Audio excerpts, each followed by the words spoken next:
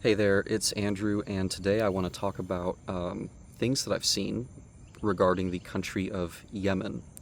There was one night where God just wanted to speak to me in several dreams, I guess, about the country of Yemen. And I'm going to admit something, I don't really know a whole lot about the country of Yemen, as probably many of you watching, at least at this point, don't either.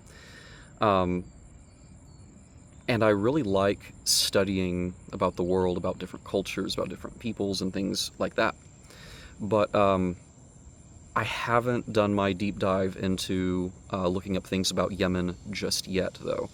And I felt like I was praying the other day at work, just between different tasks I was doing, and it felt like Jesus was like, "Hey, you should talk about Yemen," which I wasn't expecting. There were a few other topics I wanted to get to, but I was like, sure, yeah, let's talk about Yemen. And I'm actually really excited to talk about it. Um, and you'll see why here in just a little bit. But yeah, I haven't really done a deep dive in my own personal studies about it yet. Um, I will get there though. Um, but yeah, it's an important place actually. It's actually a very important place. So let's jump into it. If you don't know where Yemen is, first of all, it's in the Middle East, okay? If you need to, go ahead and pause this video or open up a different tab and just look up where this country is. Or if you want to be old school, get out an atlas or a globe, okay? But Yemen, right? So it's at the southern end of the Arabian Peninsula, which of course it's taken up by mostly Saudi Arabia. But at that southern end, you have two countries, Yemen in the west and Oman in the east. Now, if you can imagine the Arabian Peninsula, or if you're looking at a picture of it right now, you'll see the Red Sea. So to the west of that, you'll see Africa, and you have the Red Sea, and then you have the Arabian Peninsula. So at the north, you have the Suez Canal in Egypt. That's a very important maritime choke point. And then at the southern end of the Red Sea is another very important maritime choke point. And so that is called the Bab el-Mandeb. And yeah, so that's where Yemen's at. That's a very important, like I said, strategic choke point. So you may have heard in the news about the Houthi militants there in the country, how they'll use rockets and things to close that route.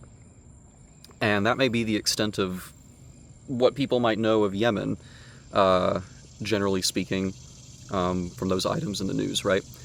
So at this present moment, like for this dream, that part about geography may not be super important. It will be important in the next video about Yemen that we talk about. But now you've got kind of an orientation as to where in the world this is, okay?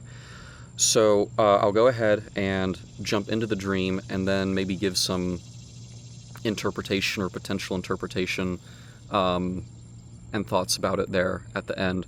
So hold tight, because it might not be exactly what you expect. Definitely wasn't for me. So the dream starts off where I am a teacher in Yemen, probably an English teacher. That is something that I've actually done before. I used to work as an English teacher overseas, and but the dream didn't specify that. It didn't specify what I was teaching. But that was the context in which I was there, was to be a teacher. And I was teaching middle school and high school students, but I saw other children that were younger as well. And what surprised me was that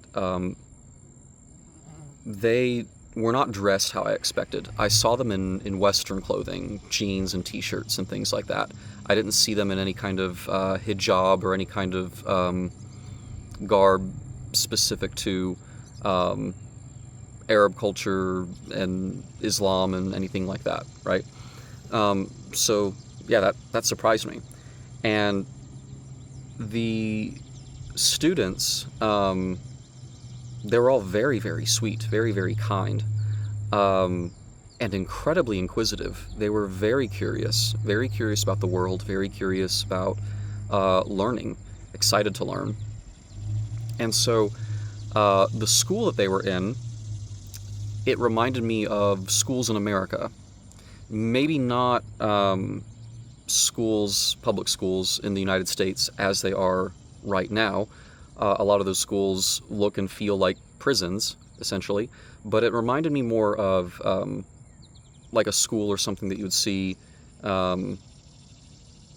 maybe in like the 60s or the 70s or something like that, right?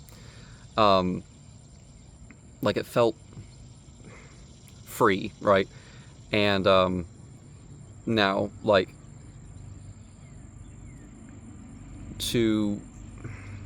I'm not saying it's like a free country. I'm not saying that they don't have the problems that they're going on, so just hold on with me here a second. I'm experiencing all this stuff in the dream that's just kind of contrary to, you know, what people may think about just certain given places in the Middle East, right? So these children, they're, like I said, very curious, asking lots of questions, and they're asking lots of questions actually about Jesus. And I had to be really careful because, once again, in the dream, I was not allowed to openly talk about Jesus because of it being an Islamic nation. But the latitude I had to say the things I could, it's like I had more wiggle room than I thought I did, right? So, yeah, the kids are asking all kinds of things like, you know, well, why do Christians believe this? Or why do Christians do this? Or what is this? And they're wanting to know about the outside world. They're wanting to know about different cultures. They're wanting to know about different beliefs. And I am trying to find that balance of like, what can I say without like getting in trouble? What can I say without, you know, the government being on my back, I guess. But what was interesting is like the way that I felt in the dream is like, it didn't feel like a surveillance state. Okay. I didn't feel like I had cameras and audio and all this stuff like around me trying to pick up those things. I did feel like, however, if like the wrong person, it was more like human intelligence, right? I did feel like if like the wrong person was around and they went and told on me to the government, that wouldn't be good. So there was danger. There was a lack of freedom, right? But like I said, the latitude in which things could be talked about or expressed was a lot more than I thought. And so one of the things I remember in the dream these kids asking was something along the lines of like, why do you have these Christian countries that don't act very Christian or very godly or very moral? You know, they're like, well, we understand that like Christianity, Judaism, Islam, they all like have like this common root. They're monotheistic, and you know, we seem to have like similar value systems, yet we really don't like each other, and there's a lot of animosity there. And so they're like, well, why do these Western countries have like the LGBTQ stuff, and why do they, you know, just not really seem to adhere to things that, you know, if we're all like monotheists trying to worship the same God, why don't we stick to that? Why aren't there more commonalities? It doesn't make sense. We want to know why. We want to understand this. And I said something to the effect of like, well, you have a lot of nations that they may have their origins in Christianity, or at some point in their history they converted to Christianity, but they have drifted away from that, and it makes Jesus very sad. And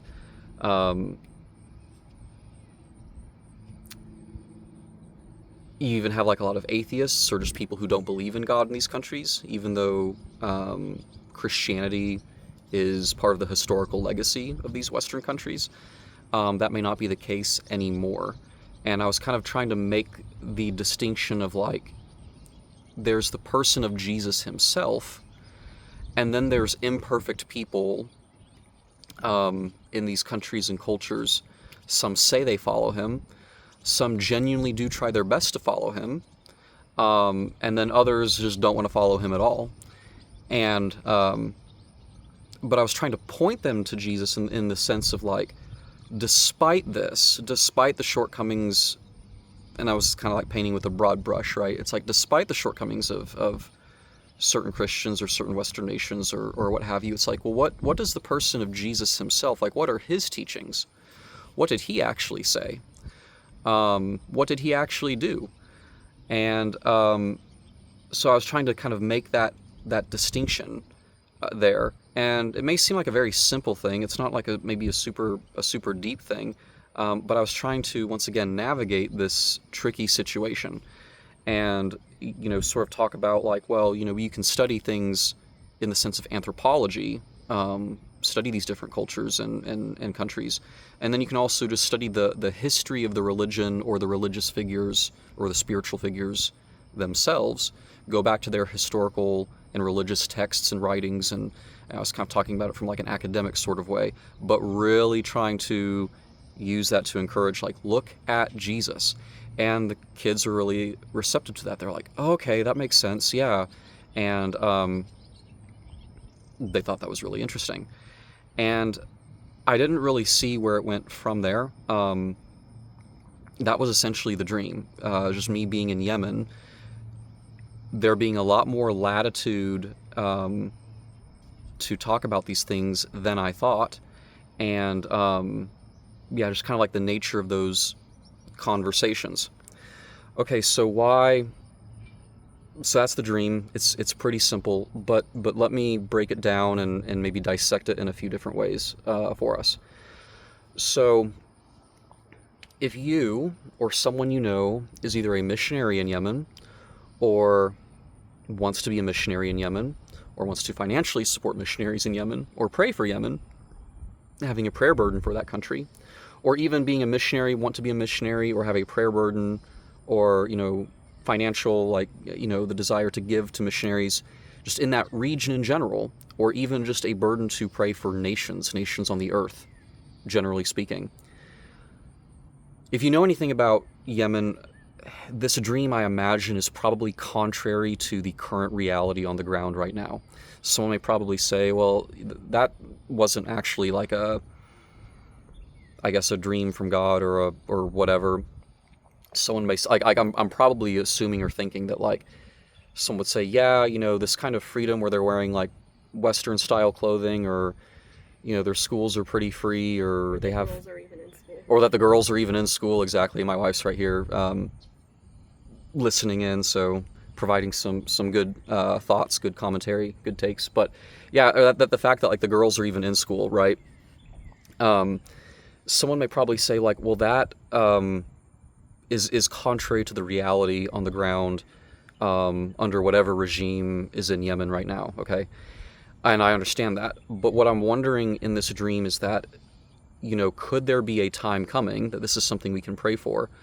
Not that we want Yemen, so to speak, to, like, become westernized or become secular, but it's like, could there be something on the horizon? And I don't know when that could be. It could be in the next several years, maybe 100 years from now. I don't know. Maybe this is something that we pray for our children and our children's children to have a burden for missions about, right? But there could be a time coming where Yemen will open up. Yemen will, even though it is still Islamic in its nature and in its character, that things will lighten up, things will loosen up. It kind of makes me think of, like, the United Arab Emirates, like Dubai and things like that. The Gulf states, right, where they're Islamic, but you have a lot of, like, Western tourism there. You have a lot of Western business that's been opened up to go there. So there may be an opening up of Yemen in which, whether the kids are literally dressing in Western clothing and the schools literally seem like free places, it's not that I'm trying to, like, really, like, talk about that being a literal thing. Maybe it could be, who knows, but metaphorically speaking, Yemen could really, really open up. And so what I want to put out there is to encourage, whether you are someone who knows a lot about Yemen or you don't, that we pray that happens, that Yemen begins to open up so that missions can happen there in a way that just continues to further the gospel, right? And so on top of that, I also think that the conversation I was having with them about Jesus, maybe like I said, there was still like an Islamic regime, but it was more lax. And so I think God was maybe kind of giving a hint of like, hey, as the regime becomes more lax, there are certain ways and methods and strategies in which you can talk about Jesus or bring up Jesus or just stir curiosity in Jesus, right? And so once again, it was a quick dream. It was a simple dream. It may not have been super in-depth, but for anyone that has a connection to Yemen or an interest in Yemen, I think it's encouraging. I think it's encouraging that me, someone who knows pretty much nothing about it, God's like, I want to talk to you tonight about this. Keep praying and keep pressing forward to see that happen, to see it open up in such a way where the gospel can really be brought forth. Okay? So, once again, if you know a missionary there, or someone who wants to be, or in the Middle East generally, or just anyone interested in, you know, the nations, praying for nations and international things, definitely send this to them. There's another dream I have that we'll talk about next time in regards to Yemen. But yeah, I just want to talk about this one really quick. And if you've never seen the channel before, my name's Andrew. This channel's called Surrendered Vision, and that's simply what I want to have, is surrendered vision to God. My motto here basically is that I report what I see, right? So whether it's like dreams or visions, or whether it's like other kinds of encounters, I just want to talk about spiritual things like this and just be obedient to putting it out there for God to use however he may want to use it. So definitely please do all that YouTube stuff, right? You know, subscribe, like, comment, share, all that stuff. But I've got other videos about times I've seen Jesus in dreams and things like that, times I've seen demons cast out. But I'm really excited about talking in more of these videos about things I've seen about different nations, about different countries. And, you know, whether it's literal or metaphorical, right? Whether it's a current reality right now, or perhaps one that is coming. Maybe something good, or maybe something bad that we need to pray about. I'm really excited about digging into more of these kinds of videos as well on this channel, just talking about what God is doing and saying about different nations on the earth. So I hope you enjoyed this. I hope you found it beneficial. But there is more to come. Thank you so much for being here, and I will talk to you guys next time. Bye.